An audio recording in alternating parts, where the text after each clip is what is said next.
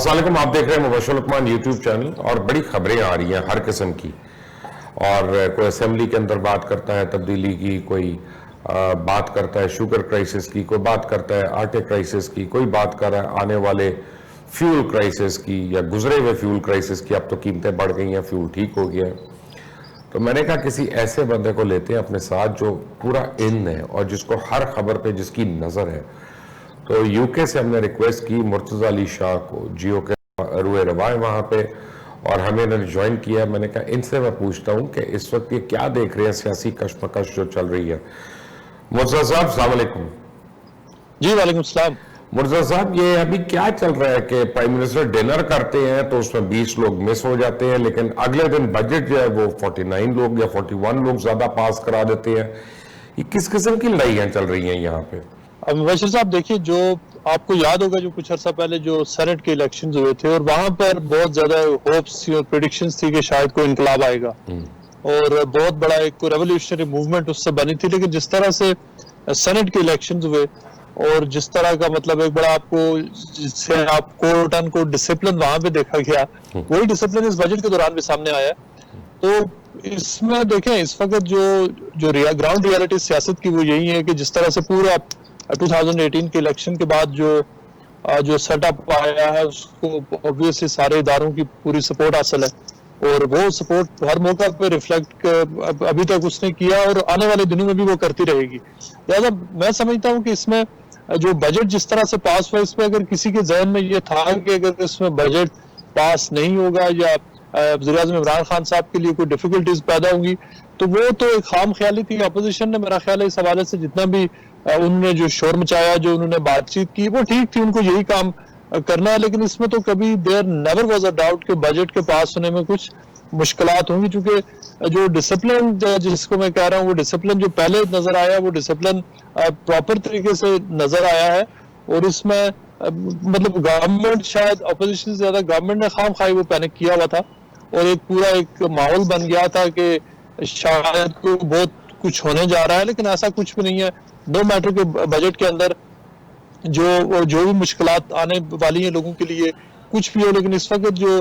Reality Pakistani politics کی یہ ہے کہ جو موجودہ حکومت ہے اس کو کسی بھی قسم کا کوئی خطرہ نہیں ہے. اگر اس حکومت کو کوئی خطرہ ہے تو اس کو جو سب سے بڑی اپوزیشن اس کی اپنی پرفارمنس ہے،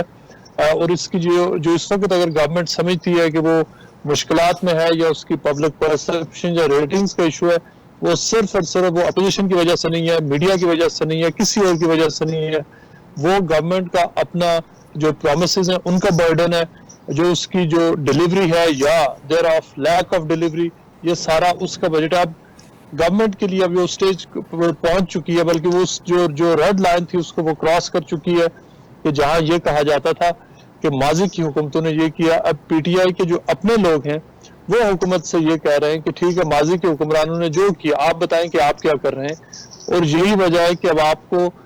جو بجٹ پاس ہو گیا، جو حالات ایسے بھی چلتے رہے، مجھے تو یہ لگ رہا ہے اگلے سال کا بجٹ بھی پاس ہو جائے گا. لیکن وہ چیزیں تو ڈسپلن جو مینج ہو رہا ہے وہ that is one side of the things. لیکن جو باقی جو حکومت کی پرفارمنس کے حوالے سے جو جس طرح کے وہ وعدے تھے، جس کا آپ کو پتا ہے جو گورنمنٹ کے منسٹرز اور ایم این ایز بھی کہہ رہے ہیں کہ جو شاید انہوں نے چودھری سرور یہ بات کہہ چکے ہیں، فواد چودھری کہہ چکے ہیں اور لوگ کہہ چکے ہیں کہ اب وہ یہ کہنا شروع ہو گئے ہیں کہ ہم نے اوور پرومس کیا تھا. پرابلم یہ ہے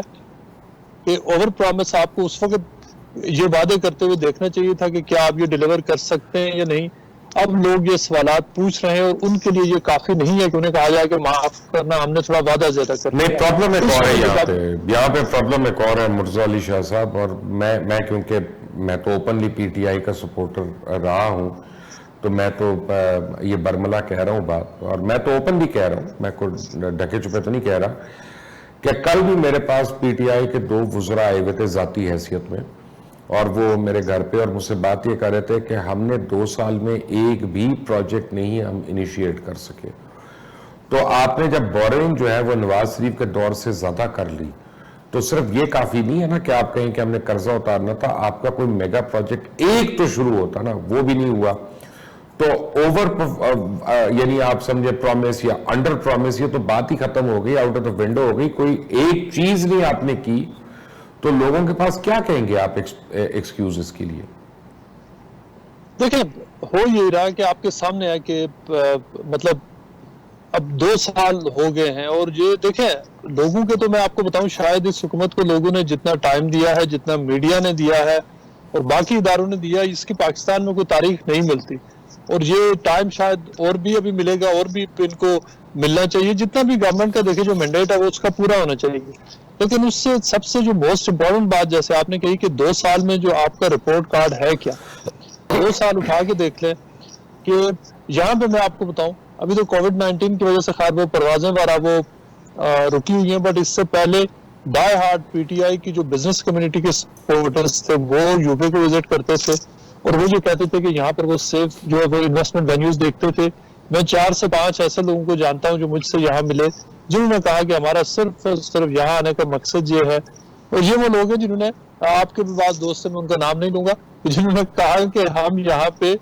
وہ ووٹ دیے، ہم نے پیسے دیے، لیکن ہم یہ سمجھتے ہیں کہ اس گورنمنٹ کے اندر وہاں پر بزنس ہم انویسٹ نہیں کر سکتے۔ الٹیمیٹ جو کسی بھی گورنمنٹ کا اور اس گورنمنٹ کا جو ٹیسٹ ہے وہ اس کی اکنامک پرفارمنس ہے۔ اگر اکانومی بہتر چلتی ہے، گورننس ٹھیک چلتی ہے، تو عمران خان صاحب کو اگلے 20 سال بھی کوئی خطرہ نہیں ہے۔ اب پرابلم یہ ہے میں یہ سمجھتا ہوں معذرت کے ساتھ، میں اب آپ کے اوپر الزام لگانے لگا ہوں، بڑا سخت الزام لگانے لگا ہوں مرزا علی شاہ،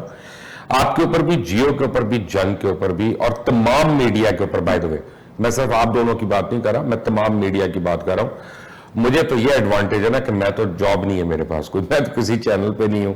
میں ایسا کسی اخبار کے ساتھ منسلک نہیں ہوں، تو میں سوال پوچھ سکتا ہوں، مجھے کوئی آپ سمجھے اپنی صفائی نہیں دینی۔ پرابلم یہ ہے کہ جو بی آر ٹی پروجیکٹ کے پی کے کا 7 سال پہلے کا شروع ہوا تھا، نہ اس کا یہ پتا چلتا ہے وہ ختم ہونا ہے کہ نہیں ہونا، نہ پتا چلتا ہے کہ اس کی بجٹس کہاں پہ ختم ہونے ہیں۔ لیکن سونے پہ سہاگا، چاہے جیو ہو، چاہے جنگ ہو، چاہے نوائے وقت ہو، چاہے ڈان ہو، چاہے کوئی بھی بڑا میڈیا لے لیں، اخبار لے لیں، بی آر ٹی کے اوپر اگر یہ پیپلز پارٹی کا پروجیکٹ ہوتا نا تو ابھی تک کتنے 100 پروگرام ہو گئے ہوتے اس کے اوپر، کتنے 1000 کالم آ گئے ہوتے۔ تو آپ لوگوں کو چپ کیوں سون گئی ہے؟ کیا حکومت نے کوئی لفافہ دے دیا آپ کو کہ آپ چپ کر کے بیٹھ گئے؟ یہ تو بڑا اچھا ہے، اس سے آپ نے یہ سوال پوچھا ہے، اور مجھے سب سے زیادہ خوشی یہ ہے کہ یہ سوال آپ پوچھ رہے ہیں، اور آپ کے اس سوال میں یہ جواب ہے which explains the current situation in things in terms of censorship، اور جو باقی وہ ہے، میں آپ کو اب یہاں پہ مجھے ذرا تھوڑا بولنے دیجیے گا کہ آپ بتائیں کہ 105 دن سے زائد ہو چکے ہیں، جنگ اور جیو جس سے آپ یہ سوال پوچھ رہے ہیں اس کے ایڈیٹر ان چیف ایک ایسے کیس میں حکومت نے ان کو اور نیب نے پکڑ کے اندر ان کو بند کیا ہوا ہے جو 40 سالہ پرانا کیس ہے، جس کا کوئی سر پیر نہیں ہے، جو حکومتی لوگ کہتے ہیں کہ اس میں سوائے انتقام کے کچھ نہیں ہے، اور اس کا مقصد کیا ہے؟ میر شکیل الرحمان کو اندر رکھنے کا، اور آپ نے بھی پچھلے دنوں بات کی تھی کہ زیادتی ہو رہی ہے ان کے ساتھ، صرف اور صرف یہ ہے کہ میڈیا کو ڈرانا، اور یہ کہ میڈیا سوالات نہ پوچھے، اور مسئلہ کیا تھا کہ وہ کریٹیکل شوز تھے جو مختلف پروجیکٹس کے حوالے سے ہوئے، اکاؤنٹیبلٹی کے حوالے سے سوالات ہوئے کہ اکاؤنٹیبلٹی ضرور کریں، لیکن یہ لوگ ہیں ان کی بھی اکاؤنٹیبلٹی کریں، ان پروجیکٹس کی کریں۔ بی آر ٹی کے اوپر ایکچولی میں آپ کو بتاؤں بہت سارے ایسے پروگرامز تھے جو شاہ زیب خانزادہ نے کیے تھے، بعض دوسرے سلیم صافی نے کالمز لکھے جو بنیاد بنے پوری اس گورنمنٹ کی اس ڈٹرمنیشن میں، اس پلان بنانے میں کہ جنگ اور جیو کو فکس کرنا ہے، اور اس کا طریقہ یہی تھا کہ انہوں نے اٹھا کے میر شکیل الرحمان کو اندر بند کر دیا، صرف اور صرف یہ کہ یہ کمپلیٹ صبح سے شام تک 24/7 گورنمنٹ کی پی آر چلائیں، اور مطلب بتائیں کہ کیا ایک ایسے تقریباً 70 سال ایک بندے کی عمر ہے، اس کو جس حساب سے یہ گورنمنٹ ٹریٹ کر رہی ہے، اس کا میسج آپ جیسے میڈیا کو، جو چھوٹے میڈیا ہیں، جو بڑا میڈیا ہے، جو میڈیم سائز ہے چینل، سب کو یہ ہے کہ اگر میر شکیل الرحمان کے ساتھ یہ ہو سکتا ہے تو کسی بھی ہو سکتا ہے۔ تو یہ پورا اس طرح کے حرکتیں کر کے، اس طرح کی جو پولیٹیکل اور میڈیا کی وکٹمائزیشن کر کے ان چیزوں کے اوپر بڑے بڑے پروجیکٹس کو آپ بات ہی نہیں کر سک رہے، صرف یہ رہا ہے کہ آپ سندھ حکومت کو جتنی گالیاں دے سکتے ہیں دیں، اپوزیشن کو جتنی گالیاں دے سکتے ہیں دیں، اور اس میں میڈیا بالکل ذمہ دار ہے، آپ بالکل صحیح کہہ رہے ہیں اس میں کہ یہ سارے وہ ایشوز ہیں جو بہت سارے کریٹیکل ایشوز ہیں، میڈیا کے لوگ ڈسکس ہی نہیں کرتے، اس لیے کہ میڈیا کے اندر ڈویژن بالکل ہے، اور یہ بھی فیکٹ ہے کہ میڈیا کے لوگوں کی اکثریت ایک پولیٹیکل جو پورا پروجیکٹ تھا اس کا حصہ رہی ہے، اور سارے مطلب میڈیا کے مختلف لوگوں نے تو سیاسی پوزیشنیں لی ہیں، لہذا بہت سارے ایشوز جو گورننس کے جو شاید پہلے جن کے اوپر کریٹیکل پروگرامز ہوتے تھے، جو سارے ہوتے تھے وہ اب نہیں ہو رہے، اور یہ اس کی وجہ یہی ہے کہ جنرلی ایک مطلب سچویشن ہے، مایوسی کی ہے کہ کہ لوگ یہ سمجھ رہے ہیں کہ فائدہ ہی کوئی نہیں ہے. اور یہ کہ اگر اس کے بعد اگر کسی نے پروگرام کیا یا کچھ زیادہ کریٹیکل سٹانس لیا تو گرفتاری ہو جائے گی, کوئی بوگس مقدمہ بن جائے گا, میر شکیل الرحمان کے جیسا انجام ہوگا, آپ کا ٹی وی بند کر دیا جائے گا, کیمرہ استعمال ہوگا.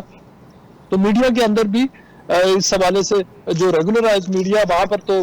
اس وقت بالکل جو ہے نا وہ